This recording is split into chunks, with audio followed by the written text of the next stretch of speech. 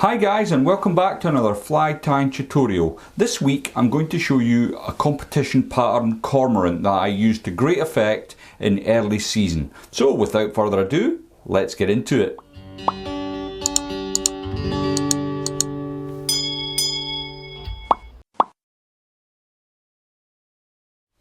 The hook in the vise then is a Hanak H200. It's a barbless hook.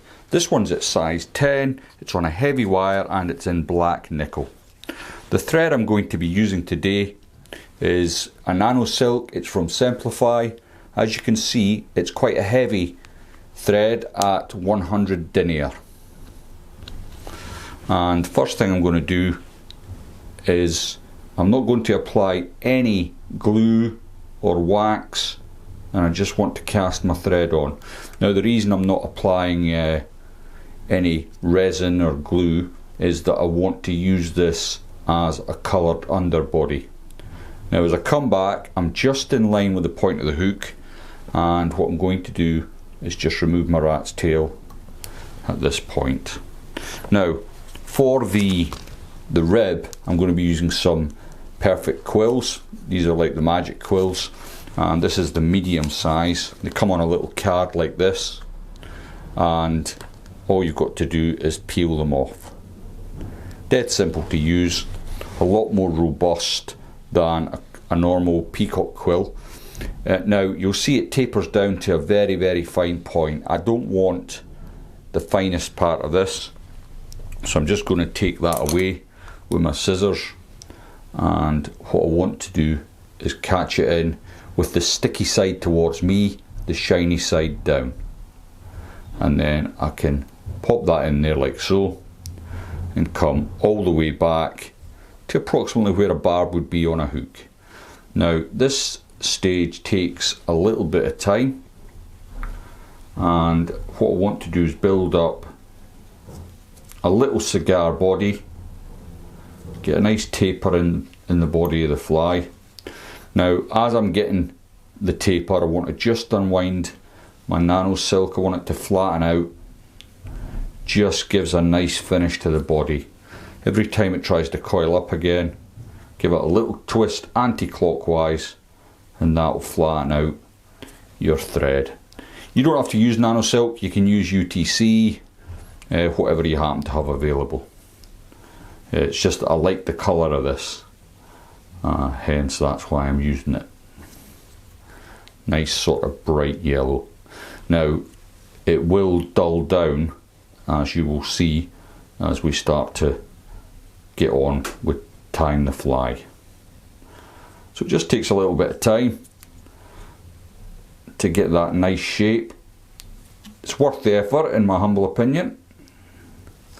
And then once you've got it to where you want it, you'll notice I've left 2 or 3 millimeters back for the eye, and there's good reason for that. So make sure you leave yourself plenty of space. But at this point I'm going to bring my thread to the eye, and I'm going to get several wraps to the front. Now the reason I'm doing that is I'm going to use the rotary function on my vise to apply the rib. Now the first turn I want it on top of itself, and then I can slowly but surely work my magic quill up the body. Try and keep it nice and even.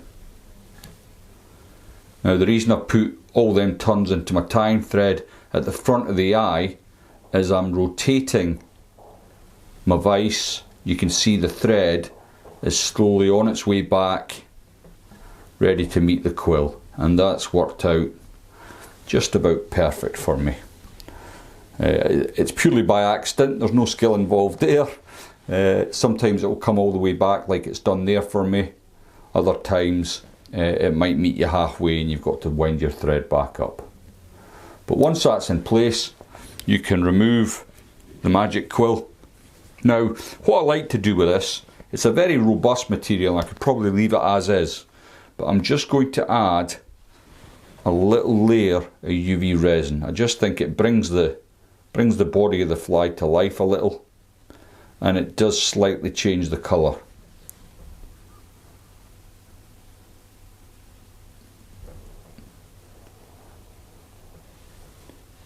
Just make sure it's nice and even. Then you can come in with your torch and give it a blast. Make sure it's well cured because we're going to tie in some Marabou, and what you don't want is to have your Marabou stuck to the body of your fly. So I'm just turning the vise, making sure I get all that cured. I'm going to go the opposite way now so that my thread unravels at the front. You'll see it moving. You've always got to be wary of what's happening with your thread when you're turning your vise like this. I'm fairly content that'll be dry. Yeah, looking good. So next then we're going to tie in the wing. I'm just going to spin that up. I want my thread nice and tight. And what I'm using is from Comp Candy. This is the Blackjack Marabou. Now I've already got a feather that I've been working on, and I don't know how well you'll see it on the camera here, but this is very fine. Now I don't want very much of this, so I'm going to take about the width of my thumb as regards to how much Marabou I'm taking. It's going to be quite a sparse wing, and I want to have these nice flowing tippy section in as much as possible. So I'm going to bring that up. That looks about right. Then over my waste basket, I'm just taking away the waste. I'm going to lick the thumb and forefinger in my right hand and just damp that down. Then I can tidy it up a little. And then I can catch my wing in. I'm going to come all the way back again to where my body ends, or start should I say. Now this is obviously at the moment too long for competition rules, so I'm going to come in with my thumb and forefinger and pinch down and just remove that waste. Now I know through experience that this is probably going to be spot on for the gauge. So next then I'm going to add some jungle cock eyes. I've got a jungle cock cape here. A lot of the good feathers on my cape have gone, unfortunately, so I've had to use this rather big feather. Now what I've done with this is I've stripped back some of the guard hairs, but not all, so you'll see the black is still lying around the eye of the feather. It's naturally split, so what I can do is lay it on top, come in with my thumb and forefinger in my left hand and just split that. Now, because it's such a big feather, I don't want to catch it all in. Just that little bit. I can get 2 or 3 turns in. Just going to turn my vise to check your side.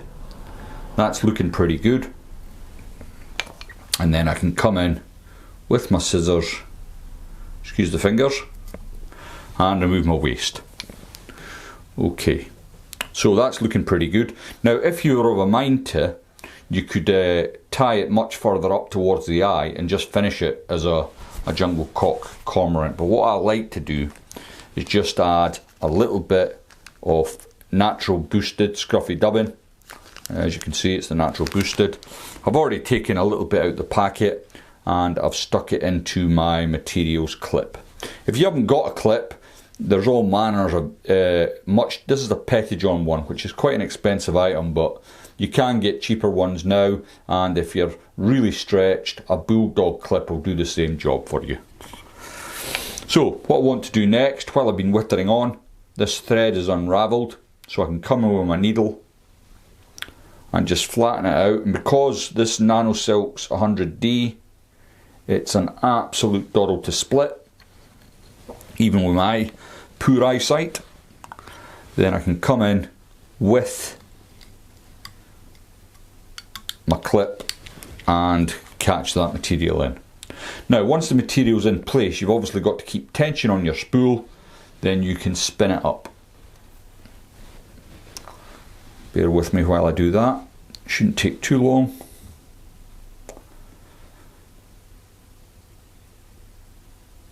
Now, as you can see, there's a lot of material here and I don't want all this. So what I'm going to do is come and really strip that out quite harshly.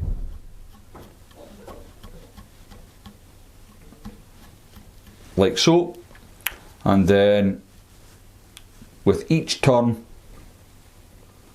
I'm going to slick back the material.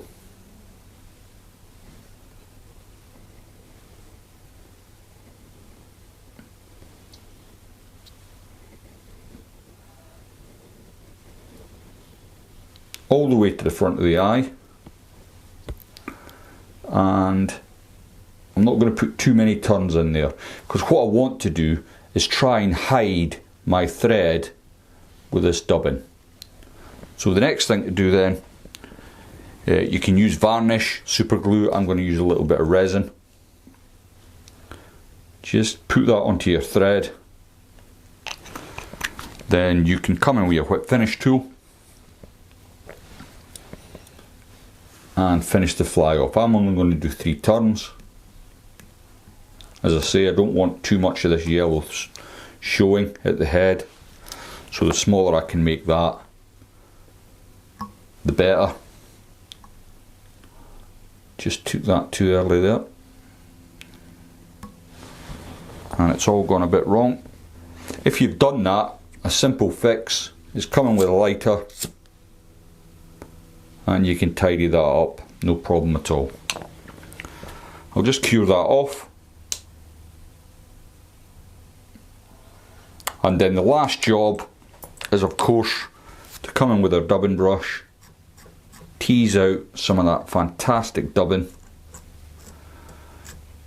to give the fly the effect you're after. Now how I would fish this is, this particular pattern I would fish on the point or in a middle dropper, depending on what I was doing. So if I was fishing a team of cormorants, this would go on the point definitely, but if I was fishing an attractor pattern, say a blob on the top dropper, a couple of cormorants in the middle and a booby on the point, then this could go in the middle quite easily. But it's a great wee fly, it's proved successful over the years, and it's definitely worth having in your box. Thanks very much for watching, and if you're getting value from the channel, please don't forget to subscribe, like the video, and if you care to leave a comment, I would be more than happy to answer any questions. And I'll see you all next time.